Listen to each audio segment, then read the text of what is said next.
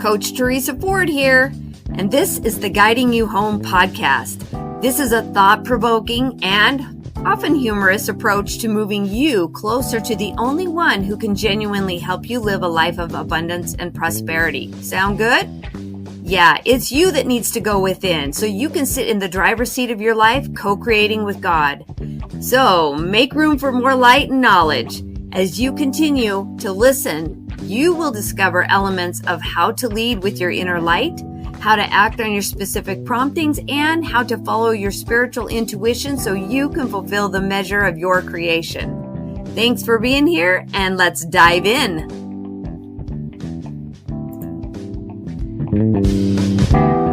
Julia Carlson, I'm so glad you're here with me on Guiding You Home. And so this is a podcast about going within, having the confidence to go within, because that's where the answers to the test lie. Yes. So I feel very privileged actually to have you here with me. And this is a golden moment. And so everybody listening, like, pay attention, because there's going to be a few mic drops here, I think. But you wrote a book. Yes. First you built a business, then you wrote a book. Yeah. And so tell us more about your career, your profession. Yeah. And then how the book came to be. Okay. And then I might be in the hot seat here in a minute. Yeah. So I started, money business has been my only career. My parents had a very healthy relationship with money, and they actually taught us, like my dad, I remember my dad, I had my first job at McDonald's, and he helped me set up my first Roth IRA. Wow. And I started investing $25 a month and have never stopped since then. Okay. So I love that. Yeah. And I got married when I was 19, and I thought I was going to be a stay-at-home mom because that's what my mom did. And it turns out I wasn't able to have kids right away. We got married, and then I started working at a bank, and I started as a bank teller. There was an investment department that I was like, oh, I want to do investments. So I got hired on there, got fully licensed. And then at 23, so it had been about 4 years, I went to the bank manager and I said, I am ready to be a financial advisor. Like, I want to help people. And they said, great. As soon as your boss retires, you can have that position. Well, if I would have stayed, it would have been 15 years later. Yeah. But I left the bank at 23 and started what is now my company, my wealth management company. That is phenomenal. You did that at 23. Yeah. When I was 23, I was just trying to figure out how to live in an adult world, because I came into the world with zero skills. Yeah. My entire life was survival until I got out in the real world. And I'm like, how does everybody know how to pay their bills and write a check? And I had zero, I was an infant when I was 18. Yeah. For me, that was laundry. My husband, my fiance at the time, he's like, I really didn't know how to do laundry when I left the home. Like, my mom had done it all my life. Yeah. And he's teaching me how to use the washer machine. Yeah. I burned water. I had zero skills for becoming an adult. Yeah. So it's normal, unfortunately. It is. I think a lot of our caretakers didn't know how to talk about money. And if they did talk about money, it was, we can't afford that. We don't have enough money. All those, money is the root of all evil. Yeah. All of those stories. So my dad was insecure. So he wanted possessions to prove his worth. Okay. Right. So he sent us to school in a Porsche. Oh, interesting. Yeah. And because it made him look good as a father, because he didn't have any role models in his life. My mom was a product of the Great Depression. And so we went to school with a sniff of tuna fish on our sandwiches, and because there might not be any for tomorrow. Interesting. Were they together? Yes. Yes. Oh my God, their whole lives, right? And so the extremes to which I grew up, knowing nothing about finances, because both of those are scarcity issues. Yes. That I am now in this place of but I am abundance. Yeah. So why are there tumbleweeds blowing through my bank account? Have you found the gifts of being raised, and I mean, that's brought you to here. You're successful. Yeah. Yes. So I would imagine, I know for me a little bit, like get rewarded for doing, like get good grades, we'll pay you money. Yeah. Right. Like that's, we did that. I mean, my parents did that. And so for the longest time, I equated my worth to achieving. And it wasn't until kind of a life altering situation that I'm like, I can't keep up with this. It's a hustle, and it's a limiting belief that I have to be the one to do it all. And so when I could get myself to just understand that I had very capable people around me, and I actually had to step out, and then allowed everyone to step up to support the vision that I had. Yeah. So hyper independence can keep you really isolated. And I had to learn hyper independence because I didn't have parents around me that I could lean on or ask for like sound counsel. I knew that my dad was in high school. He's like, if you run for student body president and win like your brother did, I will buy you your own Porsche. That's so crazy. And I was like, you can't buy my love. Oh, so you saw that at that I did. point. Oh, yeah. Okay, oh, yeah. I was like, no, I am so valuable. You should want to spend time with me and not have to bribe me to make you look good. Yeah. I knew that early on. And it was like, and that was like a continuation of like, there was a daddy-daughter event for my campfire girls thing. And he was like, no, I'm going to go hang with the boys. And my mom made him go. And I was like, nope, you're not getting my attention. Like, I don't need a dad. Like, you don't want to be here with me. And so then it became about my value in his eyes was about money, right? He's like, here's a 20 because I'm a good father. He would literally say those words as I was like, thank you. And I would go put gas in the Porsche and drive to school like I owned it. Yeah. Like I had done something to earn that. Because my dad made it about, you have to earn my love. Yeah. So you wrote a book called Money Loves You. Yeah. And I have been battling that relationship between love and money my whole life. So do you feel like you can make a lot of money but you just don't kind of hold on to it? I feel like I can make boatloads of it. And I do trust myself to hold on to it and to invest it wisely. And like, I don't know how. But I have actually one of your advisors on my calendar for March. So we got to make some money. So it's like, because it's like people that win the lottery, right? They win the lottery and then within a few years, the money's gone. Yeah. Because I don't believe I'm a poor person. I don't. I feel like I'm very abundant. It has literally been in the making of the money. Like I make it here and there. And then energetically, I notice that it just turns off. Oh, okay. So it's almost like your thermostat. Yeah. Like you need to turn up the heat constantly to get a new comfort zone going. Yes. Because money comes rolling in and then we sit there for 3-4 months and nothing happens. Yeah. I think a lot of it is like actual real practical, like actually having a plan. Right. And so it's like money loves movement. So when the money comes in, it's like, okay, I'm going to put it over here or it's going to come in. I'm going to go, buy something over here.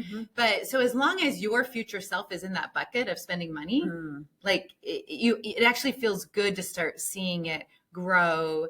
And that it's like on your way to financial independence, you can have financial freedom because the financial freedom is found in the discipline of walking your path.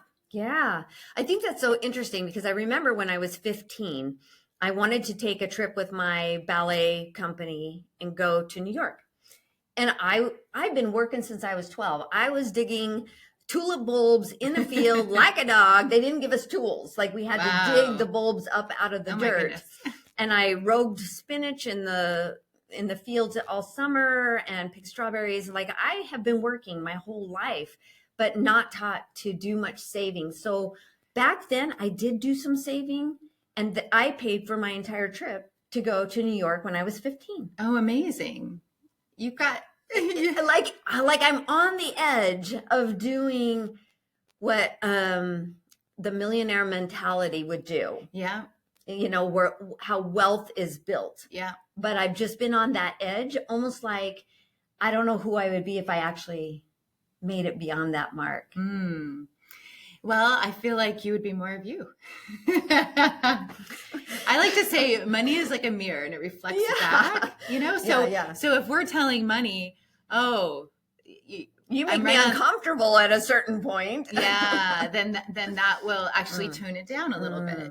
So it's like, I think also the more time that we can spend being super intentional, like I don't follow a budget. I don't like the idea of budgeting because budget in itself is restriction. Yes. But I do like to be intentional about the goals and creating what I want in the future. See, you're my girl in that respect because I told you I don't plan anything. Everything's by the seat of my intuition.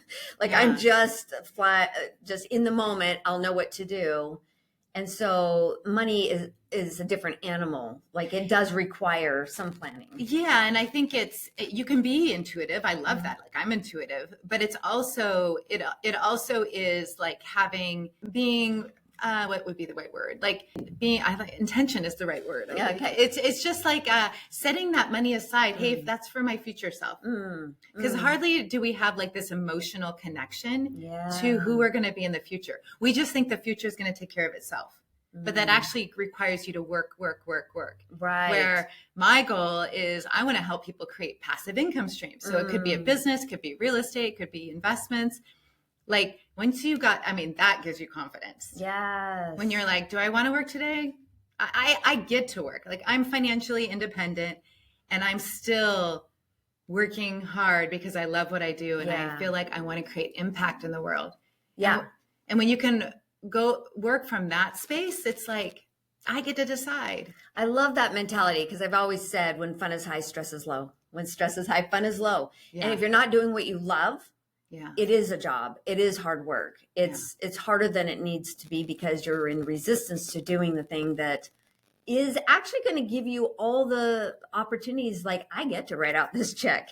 I get to be in this mastermind. I get to that's fun. Yeah, absolutely. Yeah. I love that. When you invest in yourself, which you have, you're here with me. Here I am. It's like that's the best investment we can make. Yeah. That will pay dividends for years to come. Investing in yourself. Yeah. And when you're investing in yourself, it's never too late because you're going to go on and you're going to make millions. Yeah. And it's going to flow. And then you're going to flow that right into investments for your future self. I love that. So tell us more because your book, Money Loves You, you brought like the financial and the emotional together, which is not ever really talked about. Tell me more about that concept. Yeah. I mean, so much with money is like very masculine, very strict. There's a lot of guilt, regret, shame with things that in our past. And so I think love is the answer to everything. That's my quote. That's what I say. Yes. Yes. Love is the answer. Yeah. I love that. So it's like, first of it's that forgiveness. I think that often we have to extend to ourselves, to our parents, to, it's like the injuries that have happened in life, the trauma. And it's like, once we can get to that neutral space with it, and find the gift. And I always think if we find the gifts in situations, then we can like move on from that. And that past serves us in our future. And so the whole idea of Money Loves You is it's like, we all have to deal with money. Yeah. So, and it impacts everything. So why not do it in a way that is playful and fun? And so that the concept of Money Loves You is like, it's a personification of what money, that we get to decide how money exists in our life. Right. We get to decide. Yeah, we're actually in charge of that. I love that. Yeah. I love that idea. And I often say like, I had to learn in my business that I can be in charge without being in control. Ah, that's a mic drop right there. You don't have to say that again. I can be in charge, but I don't need to be in control. It's like if you were running an event and you're the main stage, this is your event, you're in charge of the event, but you have all the other people around that you can't control. You actually want them to control it. Yeah. And they are going to have the experience that they perceive as they are. Yeah, because the hope would be that they are aligned with your vision. Yeah. Like here's the event. Here's, this is what the mission of the event is. Mm-hmm. Like I need you all to be buying into that. And once it's like any vision, like my company, it's like I want people to know that financial freedom is possible for everyone, no matter how much money. So it's more allowing it. You're just allowing the money to flow in your direction. Yeah. You're allowing yourself to build a better relationship. Like maybe you weren't a very good friend to money. Yeah. Because you were making it about your lovability and your dad didn't love you. And maybe you were making it into something it wasn't. Yeah. Well, we all have stories, right? Sure. And again, the most common thing I see is avoiding money. Oh. They just like, I'm just going to slide this debit card. I hope it works, or credit card, or, and it's like people don't spend time with their money. So I encourage people, have the money date, look at your money, spend time with your money, look at your expenses. Like this is a fun activity. Look at your credit card statement or your bank statement. Do you remember what the charges were for?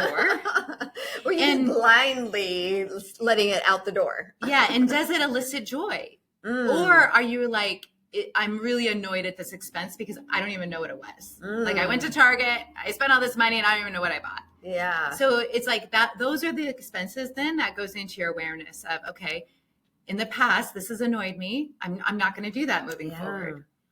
And what makes me joyful is going to the spa or sharing a meal or investing in my future. Yeah. Seeing that money leave to go to your future account is joyful. Yeah. Wow. That's such an interesting concept. I think like my husband he's a contractor, and I was in my office and he knocks on my door. I open the door. He's like, so $19,000 just came out of my business account and I can't figure out what it was for. And I was like, well, that's a big spend. Like, what do we think it was? And obviously it had something to do with one of the houses he was building, but he has to account for that. And I feel like sometimes we need to account for it and then we want to justify it. And it kind of turns yucky. Our worry factor goes way up, that maybe I've spent something I shouldn't have spent. By the way, the expense was for framing. It was important. He needed to frame the house, but it was just that moment of panic. It's like, what did I buy? And I don't even remember what it was. Yeah. And all those little things, like people think it's no big deal. Like, I'm going to go, to the stores.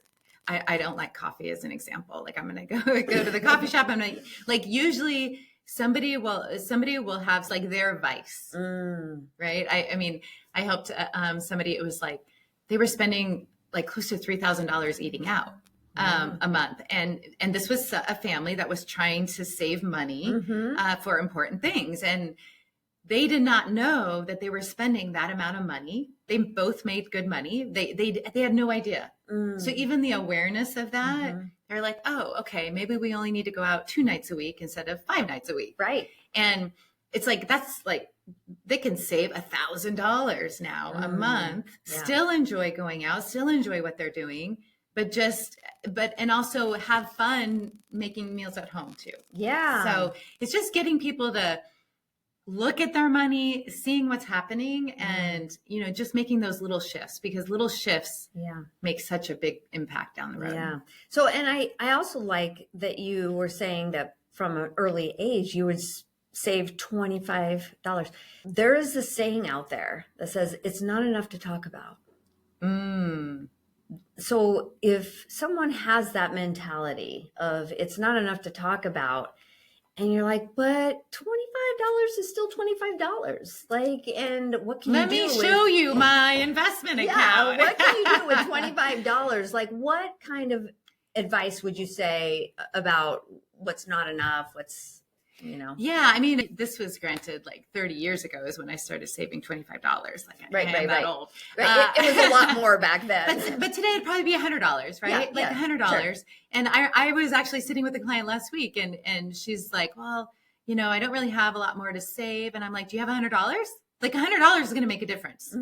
And she's like, well, yeah, but that's not enough. And I'm like, it's enough. It's enough. And so so you just start that. So, if you're starting like fresh, just put that into an account that you can't easily get at, right? So it'd be like, pretend like it's not even there. Yeah, you just put the money in, and then it's going to grow. And now, like, we have interest rates. For 20 years, we haven't had interest rates on savings. Now you can make 4%, 5% on basic savings accounts. Yeah. And so then once you get maybe 25, 30,000, then you can start thinking about investing that. And then the best way to invest is a little bit every month. Like, people naturally do this in their 401k if they have one, at their work, or if they're self-employed, they have to create that. Yeah. But that $100 matters. $200 matters. Yeah, I love that. I would say a wide variety of friends and even past clients who, I've got to tell you this story because it kind of relates. So my mom, her bank account was under the mattress. Oh, okay. Like saving. Yeah. And it was too scary to let it go. So she could pinch Abe Lincoln and make him scream on the penny, but the idea was, because she had to open her surgery. I went to her house. I was cleaning out her cupboards because she saved everything from ketchup packets to rubber bands. Yeah. And I was just trying to make room for the things she was going to need recovering from her heart surgery. And I pulled out all of her old newspapers and threw them away. Her entire life savings was in there. Wait a minute. You threw the money away? I didn't know the money was in there. Who keeps money in old newspapers? Oh my gosh. I didn't know. And the trash had come and gone. And it was the most traumatic experience. Oh my gosh. But I feel like, she didn't have a penny after that. So we had to move her, and my sister couldn't take care of her. That's tragic. It was so traumatic to me. I was like, I can't believe that just happened. I was trying to do a good thing. That was your inheritance. Oh, no, there was no inheritance in that. It was just going to get her to the end of her life, which wasn't that much longer after that. But oh, wow. Bless her. But for people that are afraid that like the banks are going to take their money, or they're going to lose their money in the stock market, or they're like scarcity. Yeah. It's just like we get to decide how we think. And unfortunately, people that have those scarcity thoughts, it's just years of telling that same story that's wired in their subconscious. And how do you train that out of someone? Yeah, well, there's actually a 7-step process in my book. Good. But they have to actually do the work. Yes. They have to go and mine the subconscious and really get down to like that earliest money memory and really examine that. What was the story around that? What's their beliefs around that? And then really the secret is like, how do we usually forgive the person that was involved in that? Let it go. How did that shape me into who I am today? Let it go, and then replace it with the new thought. Yeah. Yeah. So you have to go get the book. Yes. So it's Money Loves You by Julia Carlson. And how else can they get hold of you? Yeah. So let's see. My website is Julia M. as in money, Carlson. And then my favorite is Instagram. So they can follow me on Instagram. DM you right there. DM, and I am still doing my DMs on Instagram. I love that. I love how accessible you are, and you make yourself available for people that want the money help. Yeah. So thank you. Yeah. Thank you for being here. You're welcome. You're amazing, and I appreciate your time. Yeah. I know how valuable it is. Thanks for listening. I invite you to leave your feedback and share your aha moments as you listen to this podcast. Also, you can access more information or any of the programs, courses, or worksheets that I've mentioned on these episodes on my website at teresaford.life. Or what I would really love is for you to connect with me on Instagram at teresaford.coaching and on Facebook at Coaching with Teresa Ford, so I can give you more interesting insights and further coaching to help you fulfill the measure of your creation.